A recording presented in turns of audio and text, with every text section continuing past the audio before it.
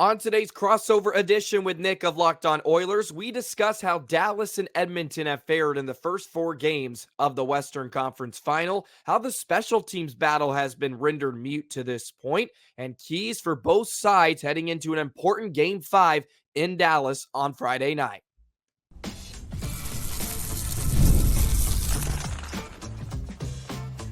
You're Locked On Stars, your daily podcast on the Dallas Stars. Part of the Locked On Podcast Network, your team every day.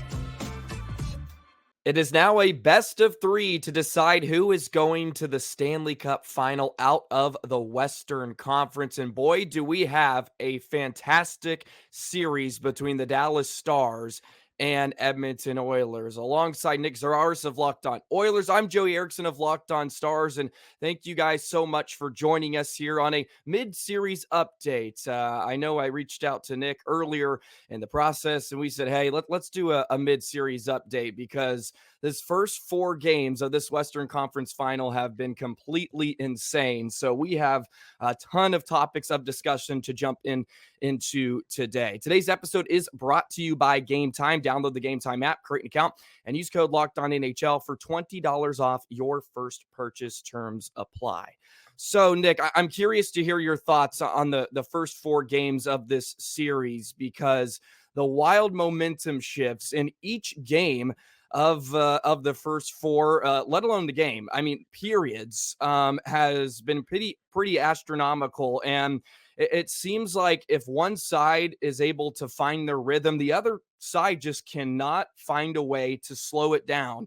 And I think after the first 4 games, if you're an Edmonton fan, you're thinking, okay, we did our job. We earned a split on the road. And then if you're the Stars, you feel like you did the job for the most part and you earned a split on the road. And that's where we stand. The series is tied at 2 games apiece, and now it's a best of 3. And there's a ton of other outside circumstances that could cause whichever way to tilt to each side. So what do you make of the first 4? This is what it's all about. These are the 2 best teams in the Western Conference just throwing bombs at each other back and forth. This is 2 guys not playing a lot of defense, if we're going to use the MMA or boxing analogy, and they are just going back and forth, throwing absolute bombs. I talked about it on the show I did yesterday. At 2-0, after blowing a game, you blew a 2-0 lead in to begin with at home, where everybody paid $500 a ticket to get in and sitting on their hands at 2-0 in the first period. Would have been really easy for that game to get out of hand for the Oilers last night, but they found a way to limp back in, and then they got a little bit of momentum, and then the Tanev injury happens, and Dallas, for the first time, generally looks a little out of sorts. That was, I think, the first time in this series where I really felt Edmonton controlled a good stretch of play. I know I saw that Pete DeBoer said Tanev is up in the air for Game 5. So when you lose one of the best defensemen on your team, that's a real momentum swing. And in this game, I feel that it's so hard to carry over anything from game to game. And I think the Oilers have done a good job of that in the playoffs, especially last round where they were coming off a really bad loss in Game 5 to go to the brink of elimination. And then they won 6 and 7. Same kind of deal. They had a really bad Game 3 loss where they had multiple opportunities to get that lead to 3-0. They let Dallas hang around, and Dallas bounced back, as they do. And then same thing last night. Dallas had chances to make that game 3-0. Stuart Skinner never looked comfortable. Even though it was a 5-2 game, he was really jumpy, and he was really skittish. I felt if Dallas could have got a little more heat on him, maybe a little bit of a different outcome, but these are 2 really good teams going back and forth. I get frustrated when people talk about it through the lens of this team is playing so well. Well, it's back and forth. You know, there's 2 parties going at it here. It's not just this team is playing bad or this team's playing good. It's how they're interacting with each other that's giving us these outcomes. This is awesome. What else would you ask for? Yeah, no, you're completely correct, and sorry to cut you off there, but it's just 2 guys. It's 2 boxers just throwing haymakers at each other, and eventually the final blow will come at some point. And at the end of the day, sometimes it just comes down to battles, and it's not one team is completely terrible and one team is completely great, because at some points it looks like one side is world beaters, and then the next they just forget how to play, so to speak. And I think you're spot on with the point where Dallas just looked all out of sorts once Chris Tanev went down. And obviously, he is kind of the headline coming out of Game 4 for Dallas from a Stars perspective, because is he going to be healthy enough to go in Game 5? And as you mentioned, Pete DeBoer said, fingers crossed. I say I'll see it when I believe it, because Chris Tanev is one tough SOB, and he usually finds a way. He finds a way to get in on the sheet. So when they announce Chris Tanev is not playing, then I'll believe it, and then the Stars will have some real issues for sure moving forward. But yeah, it has been insane, just the back and forth nature of this series, and that's what makes it fun as well. The big boys for both sides, I think, have had their impact in this one, and I feel like both Edmonton and Dallas could say that for the most part, they're playing the series how they would like. From a Dallas perspective, it's not like they have gotten into penalty trouble, and special teams hasn't really been a huge factor until last night when Matthias Janmark got that shorthanded goal. And if you're Edmonton, you've limited the Stars' chances offensively, especially the bottom six. And I think that's been probably the most encouraging sign for Edmonton, at least from my perspective. Would love to hear your thoughts on the bottom six. Has been really, really good. The McLeods, the Carricks of the world, and of course, all the changes that Kris Knoblauch made yesterday, adding in Perry and a few others. They hit, and they've been fast. They've been fantastic for Edmonton, and a big reason why they've won their 2 games. The thing with the Edmonton bottom six is they're not going to generate a ton of offense, but they're going to get zone time. They're going to be in your zone. They're going to cycle, and they're going to wear you down. And you need that, because there have been a lot of points in the McDavid-Draisaitl tenure where the bottom six is just a bunch of guys. And last night, McLeod, who didn't play in Game 3, comes in, scores a goal, really kind of gets the game going.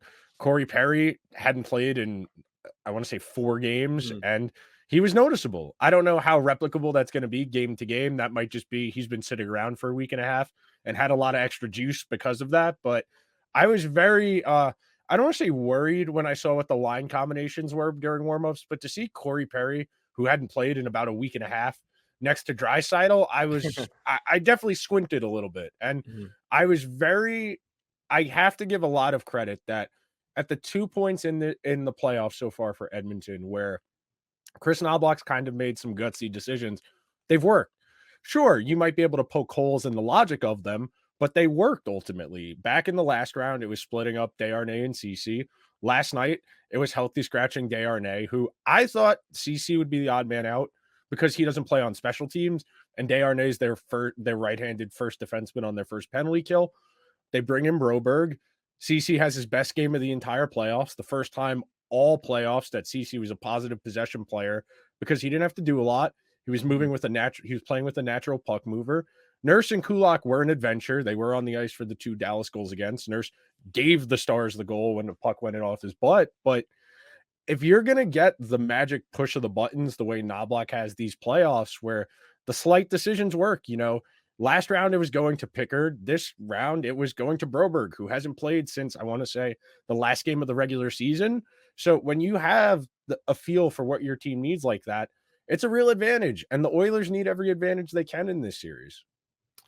Yeah, and I think the Stars have done a fairly decent job of taking advantage of when Evan Bouchard is not on the ice. And you mentioned Darnell Nurse. The Stars have been able to attack him pretty well throughout the series. And for the first time, from a Stars fan perspective, you felt like Dallas finally had the advantage in a series, especially with their defensive depth. And it hasn't quite gone to plan in the first 4 games of this series. And now you factor in this Chris Tanev injury. And if he's unable to go moving forward in the series, how you're going to find a way to slow down this Oilers attack is going to be extremely hard. And Pete DeBoer is really going to earn his paycheck here the rest of the way, because Dallas doesn't have a ton of options and they are going to be very, very vulnerable. You're either going to have to bring up Derek Pouliot, who played in the AHL for the entire season except one game where he came up for a spot start, or you have Liam Vixel, who's never played a game in the National Hockey League and played most of the year over in Europe, or you have Niels Lundqvist, who was your sixth defenseman for the first 2 rounds of the playoffs and was barely eclipsing 5 minutes because he was a liability for most of the time he was on the sheet. So if Tanev is unable to go, man, I don't see a great path for Dallas to win this series with the way Edmonton has been able to just attack night in and night out and shift after shift. They've done a great job of just stacking shifts, and that's something I just don't think Dallas has done as much against the Oilers. They haven't been able to just go one after another and wear out Edmonton enough. So I'm really, really curious to see how Dallas is going to attack Edmonton if they don't have Chris Tanev in the lineup, because that is going to be a tall task moving forward, and obviously a huge advantage to Edmonton. And but at the same time, look, they are professionals, and teams grind away at this time of year. Like it's next man up. You just have to find a way, and that's what makes this now best of 3 series really, really fun. So it's going to be a battle for sure. And game 5 just feels very, very important. I do want to segue into Skinner a bit, since you mentioned him early, and I thought Dallas missed on an opportunity to just bury him, because you scored 2 in the first 6 minutes. He was obviously rattled. I think the Oilers were, Rogers' place was, and you had a chance to really bury him, and there's probably no way he's starting game 5 if Dallas puts a couple of more on him, because he's probably getting pulled, and then all that doubt creeps in. But credit to Edmonton. They played better in front of him, which certainly helped. And then he got better as the game wore along. And now maybe he has some confidence moving into game 5. What have you made of Skinner here in the first 4 games? Because I was curious to see if he could keep it up, because he was spectacular in the first 2. The comparison I would give you for the Oilers and their goaltending is kind of like a pass rush first defense in football, where if they have a lead and they can kind of tee off on you, they can really get after your quarterback and make you uncomfortable. But if you're running the ball effectively and you defang their rush, that's kind of how the Oilers are, where if they're playing from behind, they have a really hard time making up deficits. I know that's ironic to say, being that they did that last night, but when you are trying to create off of the rush, like Edmonton typically is, you need the other team to take chances to give you those opportunities. That's part of why they were able to make that happen last night. Was there was a lot of open space. They were able to get to some 2-on-1s, some 3-on-2s, just to put some heat on the Dallas defense, put some heat on Ottinger, and lighten Skinner's workload. There's no way the Oilers are going to win if Skinner's got to make 30, 40 saves. Is his save percentage in the series good? No, it's not. It's below 900. He was 17 of 21 in game 3. He let in 2 really weak ones at the beginning of game 4 that could have sank them. Absolutely could have sank them. He didn't really look comfortable until about midway through the second period, but they did enough that he was able to find enough confidence. And that's really the thing. When you're not one of the 5 guys, when you're not a Shesterkin, you're not a Bob, you're not Ottinger, you're not an Ullmark or Swayman, if you're not one of those really, truly special goalies who always kind of finds a way to get back to top 5 in all the key statistics, you're really up and down. There aren't a whole lot of guys that you can bank on in this league at that position. And that's really because the nature of the position. It is really environmentally dependent. And when Skinner has to be the difference maker, the Oilers have trouble. If he only has to be one guy on the team, they can get by doing that. You know, the Avalanche won a Stanley Cup with Darcy Kemper. The Blues won a cup with Jordan Binnington. The Penguins won a cup with Matt Murray. It's doable. If you have a slightly above average goalie and a really good team in front of them, you can make it happen. I would argue it's almost easier to do that than to have the really expensive franchise goalie, just because goalies can't score. You know, we get to this time of year, tonight the Rangers and the Panthers are going to play, and it could be 0-0 for quite a while in that game. And neither of those guys are going to be able to be the difference ultimately in the game. because neither of them can score. So as far as Skinner, he's very volatile. As you saw by the first goal, I'll give him. Johnston's good. Yeah. You get beat by a good goal scorer, it happens. The Nurse goal can't happen. That's too soft, and if he's on his post, it doesn't happen. He's a little too wide. He was fine last night. I thought game 1 and 2, he was very good. Game 3, I think he would agree he would want that one back, but they found a way.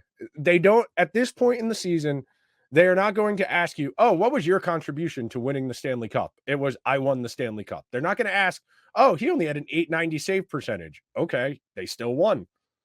Yeah, no, you're completely correct. And outside of the first 6.5, 7 minutes for Edmonton, that's the recipe for success they're looking for. They outshot Dallas, they out-hit Dallas, they outblocked them. They were hands down the better team moving forward in Game 4, and Pete DeBoer mentioned that in his post-game presser. So here we are. We're tied at 2 apiece, and now it's a best of 3 moving forward. Let's dig into the special teams battle a bit, because the power plays haven't really had an impact so far in this series. We're still awaiting our first power play goal, which is pretty remarkable. You think we would have one with how great both sides are in that department. But let's dive into that conversation a bit more, and how both teams have found some success, especially on the PK so far. And we'll do that in just a moment. Today's episode of Locked On Stars and Locked On Oilers is brought to you by Game Time. Go ahead and download the Game Time app. It takes 30 seconds. Pull out your smartphone. You can download it on the App Store or the Google Play Store. And Game Time takes all the guesswork out of buying tickets. If you want to go to the NBA Finals here in a couple of weeks, we expect the Dallas Mavericks to eventually get there here in DFW as they play Game 5 tonight. And you can pick out any seats you want, and you can see the view before you buy it, so you know exactly what you're getting to when you get to the arena. We've all been there when you go to a new arena, a new ballpark, a new facility, and you buy your tickets. You go and sit down. All of a sudden, there's a railing, there's a pole, there's something in your way, and then you think, I would have not bought these tickets if I had known this was going to be the view. And Game Time takes all that guesswork out of buying tickets, because you can see the view, and you can also save up to 60% off buying last minute tickets for the NBA Finals, Stanley Cup. You got concerts, comedy, theater, you name it, they have it with Game Time. So download the Game Time app, create an account, and use code LOCKEDONNHL for $20 off your first purchase. Terms apply. Again, create an account and redeem code LOCKEDONNHL. That's LOCKEDONNHL for $20 off your first purchase. Download Game Time today. Last minute tickets, lowest price guaranteed.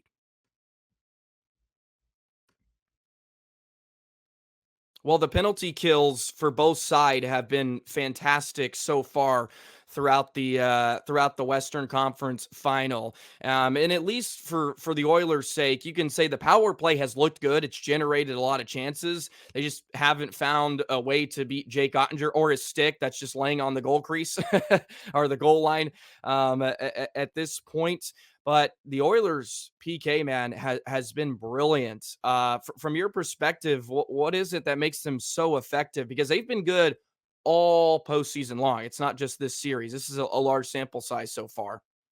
They play really high pressure, where as soon as you enter the zone, they immediately have somebody on you, because that's where possession's most sensitive. When you're first establishing the zone and you have to make that choice. Am I going laterally or am I going forward? That's where possession's most sensitive. That's true in both situations, but especially when you're killing the penalty, you're on a man disadvantage. If that puck goes behind you, as you start to pressure, that's going to give the rest of the power play time to get in the zone, set up, get to the walls, and start to establish positioning, so that once the puck starts moving, you can try and win it.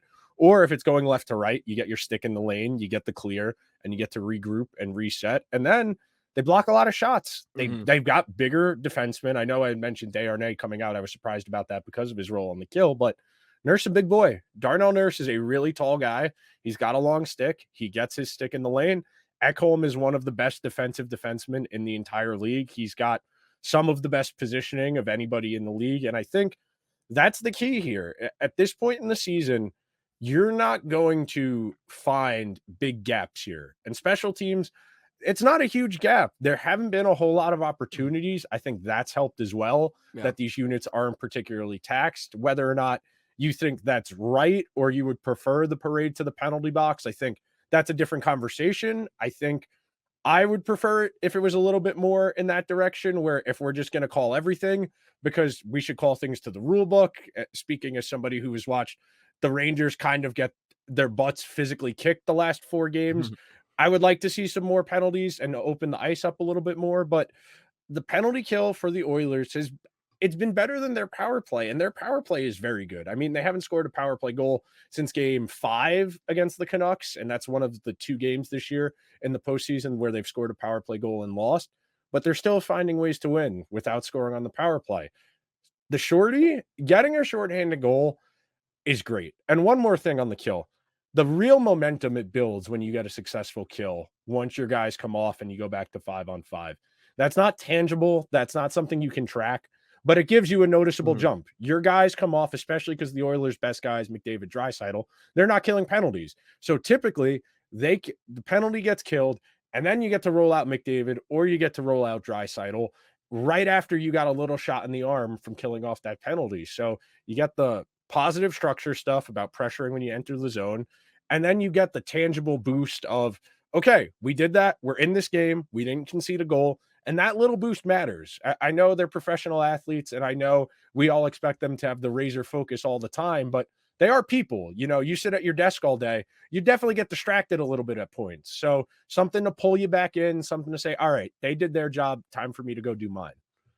Yeah, and Edmonton kills that penalty. Obviously, they get the shorthanded goal from Janmark, and then moments later, it's Draisaitl, and then boom, Edmonton has doubled you up. So it certainly does give you a boost. And even from a Dallas perspective, in Game 3, they killed off that power play early, and I know Edmonton scored a bit later on after that, but it's still a big kill because it could have been 3-0 up to that point. And then Dallas comes roaring back in that second period. I think the Stars would like to win a lot more faceoffs. I don't think they've won a draw on the power play as of yet in this series. I want to say they're probably 0 for 9 or 0 for 10. They just cannot get possession. And you mentioned how aggressive Edmonton is, especially on the point of entry. Dallas just cannot get comfortable. Even when they try to dump and chase, there's nobody chasing. It's just a dump, and then Edmonton gets the easy clear. And Dallas just is unable to set up anything whatsoever. So we'll see how that moves moving forward, of course, within the series. And from a Dallas perspective, it's good that it is a pretty low event special teams battle, because Edmonton, you would think, would have a big advantage in that category, even though they haven't been able to strike on the power play as of yet. But the more opportunities you give to McDavid and Draisaitl, eventually one is going to find the back of the net. You mentioned how the game is being called. I from my opinion, I don't really have a great answer. I feel like on. No, I'm just saying, I don't know if I have a great answer on it. It feels like it's been pretty even. There isn't really one play that stands out to me that that should have been different. That should have been called. I think the Kane penalty in Game 1 was really, really soft on Miro after his dump in. But I feel like they've allowed him to be physical. There isn't a ton that's been egregious, in my opinion. I don't know what you make of the refs or the stripes so far. I am always of the opinion that the referees are probably doing more than they should. Yes. They consistently manage the game. They don't call the game. Like, I forget who it was. There was a play in the game last night where it was 4-2, and someone in the neutral zone just got blatant tripped, like outright tripped. And I know it's not getting called because it's a 4-2 game, and they're not going to put the team that's down 2 goals on the kill in a situation like that. That's really my gripe. It's not specific instances of letting things go versus calling them. It's, if the game is the score is what it is, you need to call the rules regardless of what the score is. That's really my gripe with the officiating in these playoffs. I think this series has been really high level hockey.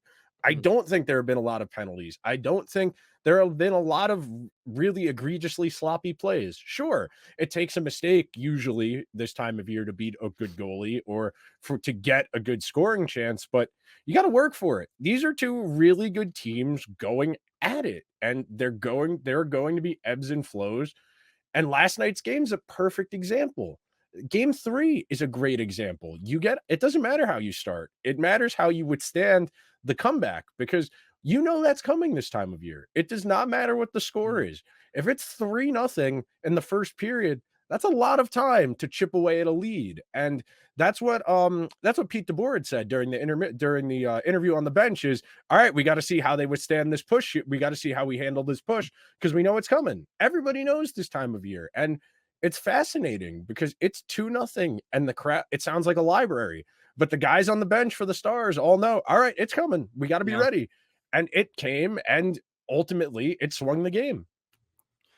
Yeah, and that's why I didn't mind either when Kris Knoblauch and a couple players for Edmonton came out and said, yeah, we would like a few more penalties. Like, hey, I get it, man. You're going back home for game 3. Your power play is really, really good. And as you mentioned, stripes usually manage the game, and these things tend to even out because Dallas was on the right side for the first couple of games, and then you start seeing it roll the other way for the opponent, and they just find a way to even it out. And unfortunately, the game and the context of the score always plays in, and that can be really, really frustrating to watch when you know you deserve a penalty. I think you're mentioning a Draisaitl one.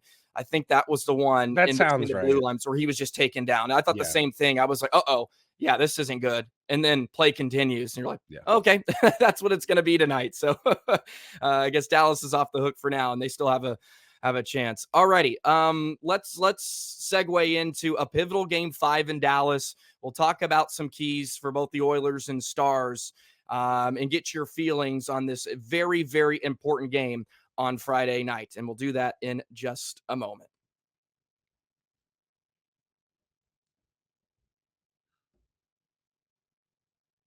Well, immediately following a game 4 loss for Dallas, I'm of the opinion, and I think I still am after a night's sleep on it, Nick, that whoever wins game 5 is going to win this series. It just feels so important. And maybe that's because all the pressure is back on the Dallas Stars heading back home, and who knows what is happening with Chris Tanev. That injury still looms.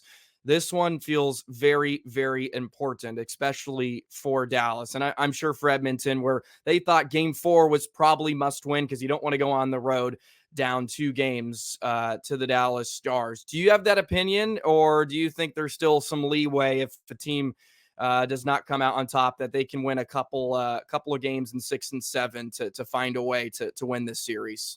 It's funny you bring this up because I was talking with Hunter because we're going to do the power ranking show literally 20 minutes after we're done recording this. And we both said, I think any of these 4 teams can win the Stanley Cup. And I think any of these 4 teams is capable of coming back from 3-2 down, no matter who wins either of the game 5s. I think the talent is apparent. I mean, I think this genuinely might be the best Final Four of my life. I can't think of a year where all 4 teams are really this good. And the Oilers are doing this with the worst goalie of the 4, and that's definitely the most problematic aspect of any of the 4 teams as far as talent disparities. But Edmonton absolutely can go on a crazy heater. McDavid made some nice plays last night. Leon got on the sheet after not being on there the first couple games of the series. Neither of them has really gone crazy in this series yet. That's always looming there somewhere for them in this series. So no, the stats something like 80, I want to say like 81% of teams that win the game 5 and a 2-2 go on to win the series. Didn't matter for Edmonton last round. It happens. It's not impossible, and I think there is not a big enough gap between the teams that 3-2 is insurmountable. Yeah, it really has been a fantastic conference final for both sides. The Yeah, Eastern Conference is crazy with the amount of power plays and how physical it has yeah, been. Like Florida just wants to bully teams. yeah. They just wanna wear you down literally. They wanna hit everything in sight, and try to destroy you for as many games as it will allow. And then from this Western side of things, it's been just kind of up and down, back and forth hockey. Not a ton of great defense, not a ton of special teams, and it makes for great drama, and it makes for great theater. So, yeah, I'm really curious to see what Game 5 will bring.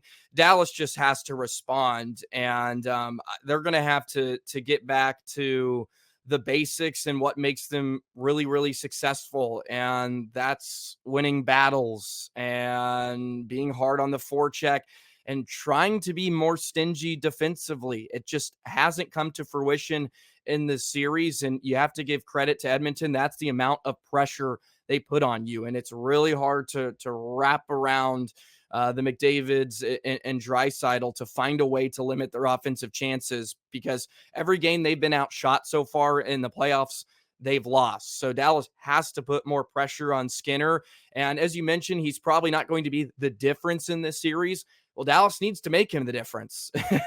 If you can find a way to make him the difference here in the best out of three, then maybe good things are going to happen for you down the stretch. What are your biggest keys for Edmonton here in Game 5 on Friday night? Because if Edmonton and Draisaitl just go crazy, because that's still in them for sure, it's going to be lights out for Dallas.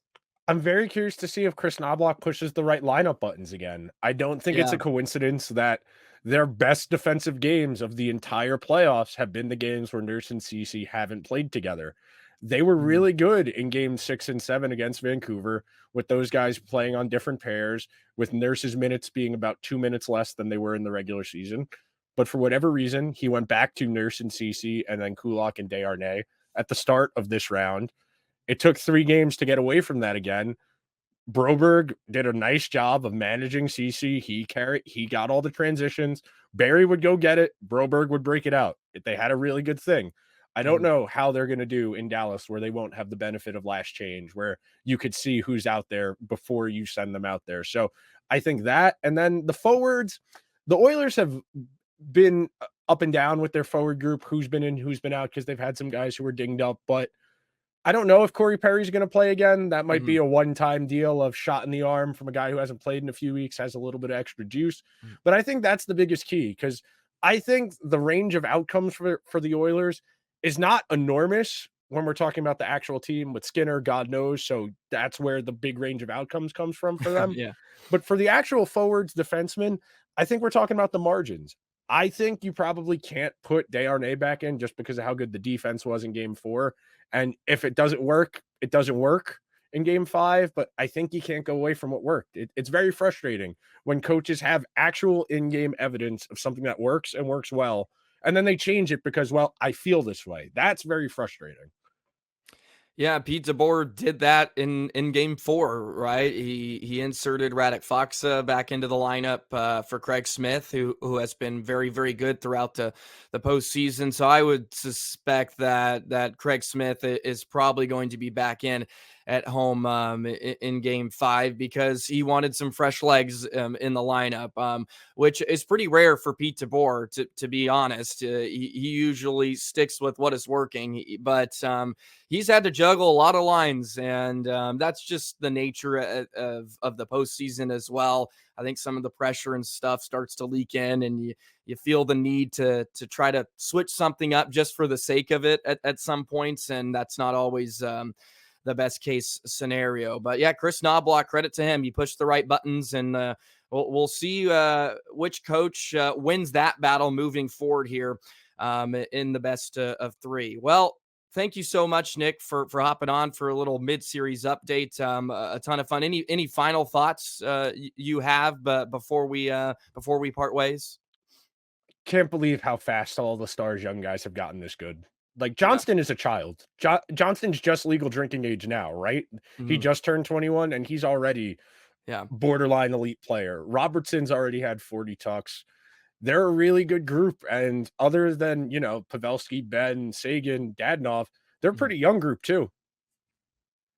Yeah, no, they certainly are. And I appreciate you giving that point. I really do, because I think it's good for Stars fans to still have a perspective, because I've had some people coming after me, especially after game 4, like, oh, you tout Dallas and all their depth and how good they are. Like, where are they? And it's like, I understand, but even if Dallas loses this series, they were still a deep hockey team. That doesn't change that they were deep and they had a lot of good players. Sometimes you just get beat, and they got to show up at important times, and that doesn't always happen. So, and I think you could say that for Edmonton too. They're a really good team.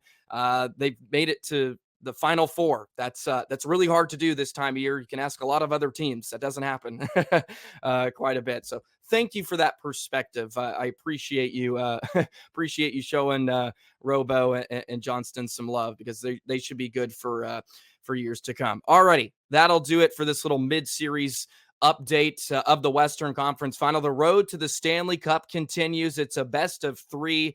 You wouldn't want to have it any other way. Stars and Oilers on Friday nights.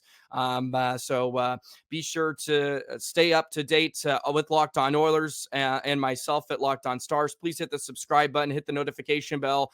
Locked On Stars are close to 3,000 subscribers. This is a shameless plug, Nick. So please continue to hit that button. We're almost there. Hopefully we can reach it by the end of this series. All righty. Well, Nick, thank you once again. I'm going to keep doing it and rambling, but we'll see you again, and hopefully we'll see you, the listener, very, very shortly as well. Well, that'll do it for this special crossover edition, and so long, everybody.